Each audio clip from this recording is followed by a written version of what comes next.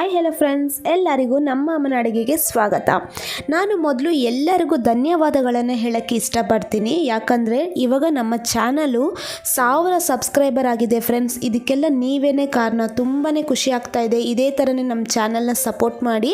ಹಾಗೆಯೇ ಯಾರೆಲ್ಲ subscribe ಮಾಡ್ದಿರೋ video ನೋಡ್ತಾ ಇದ್ದರೆ ಸಬ್ಸ್ಕ್ರೈಬ್ ಮಾಡಿ ಅಂತ ಹೇಳ್ತಾ, ಇವತ್ತೊಂದು ಹೆಲ್ತಿಯಾಗಿರುವಂತಹ ರೆಸಿಪಿಯೊಂದಿಗೆ ಬಂದಿದ್ದೀನಿ. ತುಂಬಾ ಟೇಸ್ಟಿಯಾಗಿರುತ್ತೆ, ತುಂಬಾ ಚೆನ್ನಾಗಿರುತ್ತೆ.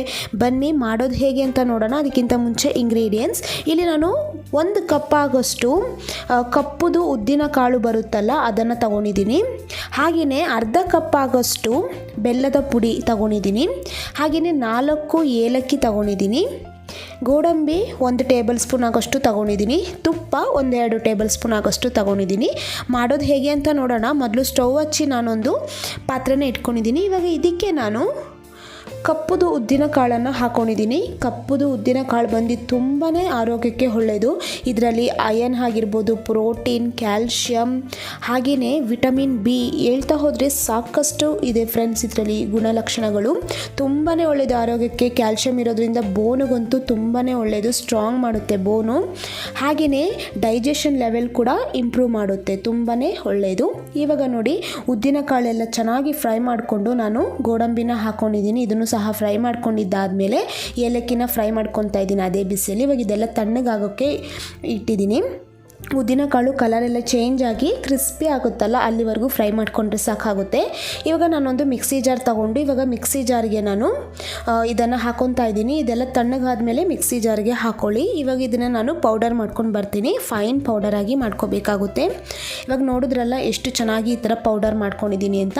ಈ ಥರ ಪೌಡರ್ ಎಲ್ಲ ಮಾಡ್ಕೊಂಡಿದ್ದಾದಮೇಲೆ ಇವಾಗ ಇದಕ್ಕೆ ನಾನು ಬೆಲ್ಲದ ಪುಡಿ ಹಾಕ್ಕೊತಾ ಇದ್ದೀನಿ. ಇದು ನಾಟಿ ಬೆಲ್ಲ. ಇದಿಲ್ಲ ಅಂದರೆ ನೀವು ಮಾಮೂಲಿ ಬೆಲ್ಲನೇ ಸ್ಕ್ರೇಪ್ ಮಾಡಿ ಹಾಕೋಬೋದು. ಇವಾಗ ಇದೆಲ್ಲ ಹಾಕ್ಕೊಂಡಿದ್ದಾದಮೇಲೆ ಒಂದು 2-3-4 ಸತಿ ಆನ್ ಆಫ್ ಮಾಡ್ಕೊಂಡು ಬಂದಿದ್ದೀನಿ. ನೋಡಿದ್ರಲ್ಲ ಇವಾಗ ಇದೆಲ್ಲ ಕರೆಕ್ಟಾಗಿ ಸೆಟ್ ಆಗಿದೆ. ನೋಡಿ, ಇದೇ ಥರನೇ ಪೌಡರ್ ರೀತಿಯಲ್ಲೇ ಇರುತ್ತೆ. ಬೆಲ್ಲ ಪುಡಿ, ನಾಟಿ ಬೆಲ್ಲ ಹಾಕಿದ್ರೆ, ನೀವು ಮಾಮೂಲಿ ಬೆಲ್ಲ ಹಾಕಿದ್ರೆ ಅದು ಫುಲ್ಲು ಒಂಥರ ಇನ್ನು ಮೆಲ್ಟ್ ಆಗುತ್ತೆ. ಯಾಕಂದರೆ ಅದು ನೀರಿನ ಅಂಶ ಎಲ್ಲ ಬಿಡುತ್ತೆ. ಇವಾಗ ನೋಡಿ, ಈ ಥರ ಎಲ್ಲ ಹಾಕ್ಕೊಂಡಿದ್ದಾದಮೇಲೆ ನಾನು ತುಪ್ಪನ ಬಿಸಿ ಮಾಡಿ ಹಾಕ್ಕೊತಾ ಇದ್ದೀನಿ. 1-2 ಟೇಬಲ್ ಸ್ಪೂನ್ ಆಗೋಷ್ಟು ತುಪ್ಪನ ಹಾಕ್ಕೊಂಡಿದ್ದೀನಿ. ತುಪ್ಪ ಇನ್ನು ಬೇಕಾದರೆ ನೀವು ಒಂದು ಸ್ವಲ್ಪ ತುಪ್ಪ ಹಾಕ್ಕೊಳ್ಳಿ, ಯಾಕಂದರೆ ಉಂಡೆ ಕಟ್ಟೋದಕ್ಕೆ ಅದು ಈಸಿ ಆಗುತ್ತೆ. ಇವಾಗ ತುಪ್ಪ ಎಲ್ಲ ಹಾಕ್ಕೊಂಡಿದ್ದಾದಮೇಲೆ ನಾನು ಇದೇ ಥರನೇ ಚೆನ್ನಾಗಿ ಅದನ್ನು ಕಲಿಸ್ಕೊತಾ ಇದ್ದೀನಿ. ನೋಡಿದ್ರಲ್ಲ, ಈ ಥರ ಕೈಯಲ್ಲೇ ಚೆನ್ನಾಗಿ ನಾವು ಮಿಕ್ಸ್ ಮಾಡ್ಕೋಬೇಕಾಗುತ್ತೆ. ಇವಾಗ ಇದೆಲ್ಲ ಮಿಕ್ಸ್ ಮಾಡ್ಕೊಂಡಿದ್ದಾದಮೇಲೆ ನಾವು ಉಂಡೆನ ಕಟ್ಕೋಬೋದಾಗುತ್ತೆ. ಇವಾಗ ಇನ್ನೂ ಸ್ವಲ್ಪ ತುಪ್ಪ ಬೇಕಾಗಿತ್ತು. ನಾನು ಮತ್ತೆ 1 ಟೇಬಲ್ ಸ್ಪೂನ್ ಆಗೋಷ್ಟು ತುಪ್ಪನ ಹಾಕ್ಕೊಂಡಿದ್ದೀನಿ. ಇವಾಗ ಇದನ್ನು ನಾನು ಹಾಗೆಯೇ ಉಂಡೆ ಕಟ್ತಾ ಇದ್ದೀನಿ. ತುಂಬ ಅಂದರೆ ತುಂಬ ಒಳ್ಳೆಯದು ಫ್ರೆಂಡ್ಸ್. ಈ ಥರ ನೀವು ಕಪ್ಪುದು ಉದ್ದಿನ ಕಾಳಲ್ಲಿ ಈ ಥರ ಮಾಡೋದ್ರಿಂದ ಮತ್ತು ಡೈಲಿನೂ ಇದು ಒಂದೊಂದು ತಿಂತಾ ಬಂದ್ರೇ ಸಾಕು, ತುಂಬ ಚೇಂಜಸ್ ಕಾಣುತ್ತೆ ನಮ್ಮ ಒಂದು ಹೆಲ್ತ್ ಇದರಲ್ಲಿ. ಹಾಗೆಯೇ ನೀವು ಮಕ್ಕಳಿಗೆ ಸ್ಕೂಲಿಗೆ ಸ್ನ್ಯಾಕ್ಸ್ ರೀತಿಯಲ್ಲಿ ಇದನ್ನು ಸಹ ಕೊಡ್ಬೋದು.